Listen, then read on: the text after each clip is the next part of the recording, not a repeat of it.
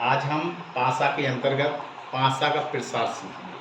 तो पासा का प्रसार कैसे करते हैं, इससे पहले हमने बेसिक डाइस के रूप में 1 सरफेस कॉमन डाइस और 2 सरफेस कॉमन डाइस और नो सरफेस कॉमन डाइस के बारे में पढ़ा।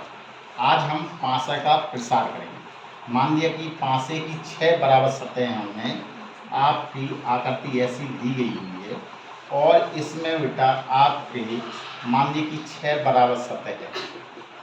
6 बराबर सतह में आपके ए अंक लिखे हुए हैं, A B C D E और एफ।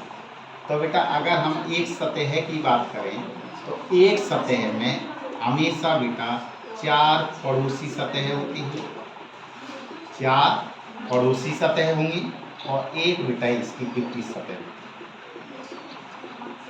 एक बार और बता दूं कि पासे के प्रसार में क्या होता है कि 6 जैसे बराबर सतह हैं, मैंने अंक लिखे हुए हैं A B C D E और एफ।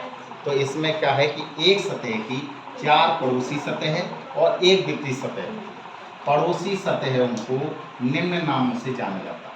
इसका नाम क्या होता है, इसको कहते हैं बेटा मित्र सतह।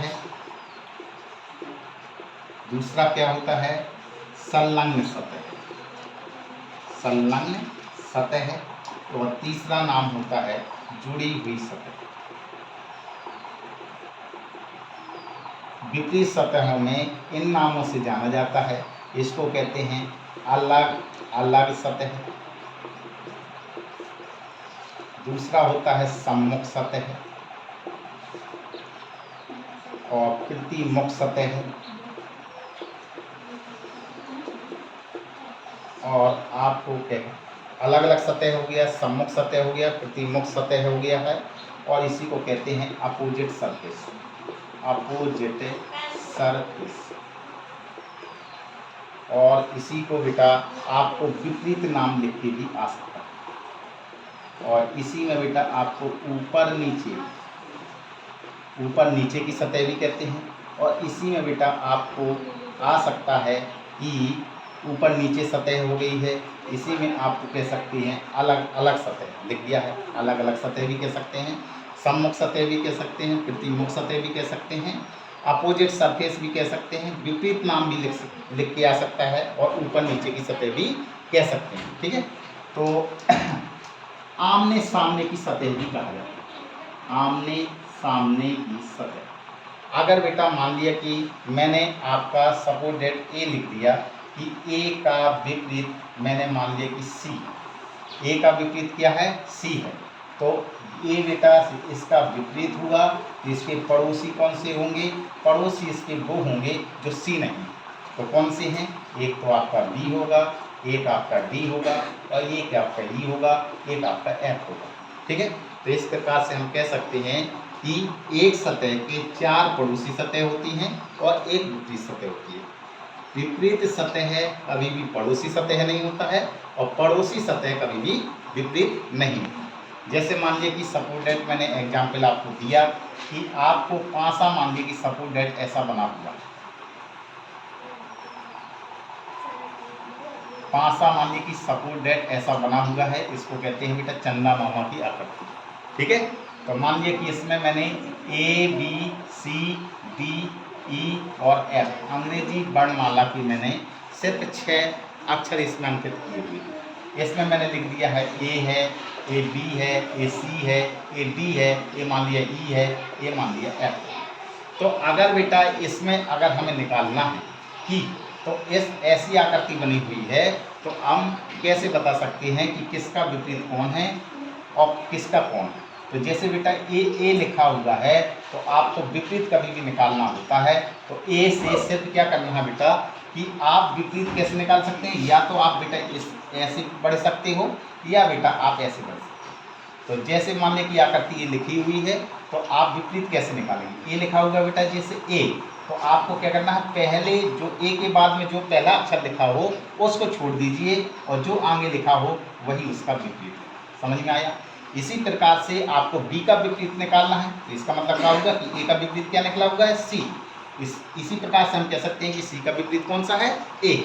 अगर हमें बी का विपरीत निकालना है तो बी से क्या करना है, एक छोड़ दीजिए आगे बढ़ जाएगा। तो कितना लिखा हुआ है, बी का विपरीत कौन सा हो गया, डी, और डी का विपरीत बेटा कौन सा है, बी। इसी प्रकार से बचा हुआ कौन सा है, आपका ई बचा है और एफ बचा हुआ है। तो इसका मतलब है कि ई का विपरीत कौन सा है, एफ है, और एफ का विपरीत कौन सा है, ई। आगे बेटा समझिए। तो इस प्रकार से हम कह सकते हैं कि अगर कभी भी ऐसी आकृति बनी हुई हो और हमें विपरीत निकालना हो तो हमें क्या करना है कि विपरीत कैसे निकालते हैं कि अगर सीधी आकृति दी गई हो तो आप विपरीत ऐसे निकालेंगे। मान लिया कि सपोज दैट कृष्ण आपका ऐसा बन के आ गया, आपकी आकृति बनी हुई है ऐसी। मान लिया कि ये आकृति बनी हुई है और यहाँ पे मैंने लिख दिया है, यहाँ एक बना हुआ है, एक यहाँ पर बना, ठीक है। इसमें बेटा 1 से लेकर 6 तक के अंक लिखे हुए हैं। यहाँ पे मैंने 1 लिखा, 2 लिखा, 3 लिखा, 4 लिखा, 5 लिखा, 6 लिखा। ऐसा अगर बेटा आकृति बन के आती है तो ऐसी आकृति को बेटा हम खुला पासा कहते हैं। क्या कहते हैं बेटा, खुला पासा। अगर ऐसी आकृति बनी हुई हो तो इसको हम खुला पासा कहते हैं। खुला पासा में क्या होता है कि पासे की 6 जो सतह होती हैं वे सभी सतह दिखाई देती हैं। बंद पासे में क्या होता है कि पासे की 6 सतह दिखाई नहीं देती, इसलिए उसका नाम बंद पासा होता है। खुला पासा में जैसे ये पासा बना हुआ है और आपसे कहा जाए कि प्रत्येक का विपरीत ज्ञात कीजिए, विपरीत ज्ञात कीजिए, तो आपको बेटा क्या करना है कि मैंने आपको बताया, या तो आपको ऐसे बढ़ाना है या आपको सीधे बढ़ाना है। कभी भी आप ना ऐसे आएंगे और ना आप ऐसे जाएंगे, ये आपकी गलत आदत है। समझ में आया। तो आपको कभी भी विपरीत निकालना है तो मैंने आपको बताया, या तो खड़े जाइए या आपको सीधे जाइए। तो आप यहाँ पे देखेंगे बेटा, खड़े में चलिए तो ये कितना खड़ा, तो यहाँ से है तो ये कितना, 2 के बाद कितना 3 लिखा है, तो 3 को आप छोड़ देंगे, कितना लिखा है 4। इसका मतलब है कि 2 का विपरीत कौन सा है बेटा, 4। इसका मतलब आपने निकाल लिया कि 2 का विपरीत 4 है और 4 का विपरीत 2। इसी प्रकार से बेटा आपको जैसे 3 का विपरीत निकालना है तो 3 के बाद आपको क्या करना है, 4 को छोड़ना है, तो आगे कौन सा लिखा हुआ है, 5। तो इसका मतलब क्या होगा कि 3 का विपरीत कौन सा है, 5 है, और 5 का विपरीत कौन सा है, 3। अब बचा कौन सा है, बचा आपका 6 बचा है और 1 बचा है। तो इसका मतलब होगा कि 1 का विपरीत 6 है और 6 का विपरीत 1 है। इस प्रकार से हम खुले पासे में कोई किसी भी प्रकार की आकृति बनी हो उसका हम प्रत्येक सतह का विपरीत ज्ञात कर सकते हैं। जैसे मान लिया कि सपोज दैट मैंने एक प्रश्न और लिया कि मैंने एग्जाम्पल आपको इस तरीका का दिया हुआ है कि प्रश्न में लिखा होगा, मान लीजिए कि प्रश्न आपको इस रूप में दिया है, इसमें मैंने ए लिखा है, बी लिखा है, यहाँ ई लिख दिया है, यहाँ पे मैंने एफ लिख दिया है, और मैंने यहाँ पे एक आकृति ली हुई है, मान लिया कि यहाँ पे मैंने लिख दिया सी, और यहाँ पे मान लिया कि मैंने लिख दिया है डी।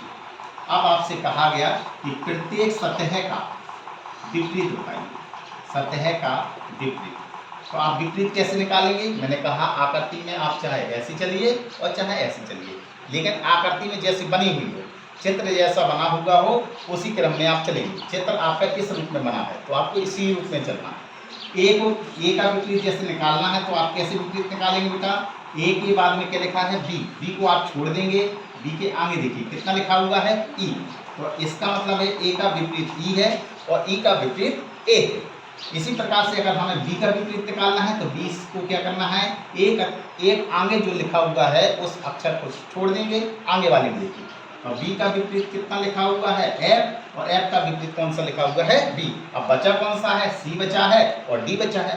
तो इसका मतलब है सी का विपरीत डी है और डी का विपरीत सी है। तो इस प्रकार से हम खुले पासे में किसी भी आकृति का हम क्या कर सकते हैं, विपरीत ज्ञात कर सकते हैं। जैसे मान लीजिए कि सपोज एक आकृति और दी गई हुई है, मान लीजिए कि आपकी आकृति बनी हुई है इसमें मान लिया कि हमने 1 2 5 6 ये आकृति लिखी हुई है, और यहाँ पे मैंने लिख दिया 3, और यहाँ पर मैंने लिख दिया है आपका, मान लिया कि कितना बच गया है, 4। अब आपको प्रत्येक अंक का विपरीत निकालना है। तो अगर 1 का विपरीत निकालना है तो बेटा आपको क्या करना है, सीधे चलना है। 1 के बाद क्या लिखा है, 2 को आप छोड़ दीजिए, कितना लिखा है, 5। इसका मतलब है 1 का विपरीत कौन सा हो गया, 5, और 2 का अगर निकालना है तो 2 के बाद क्या लिखा होगा, 6। तो 2 का विपरीत कौन सा है, 6, और 6 का विपरीत कौन सा है, 2। अब कौन सी आकृति बची, कौन सी सतह बच गई है, 4 बचा है और 3 बचा है।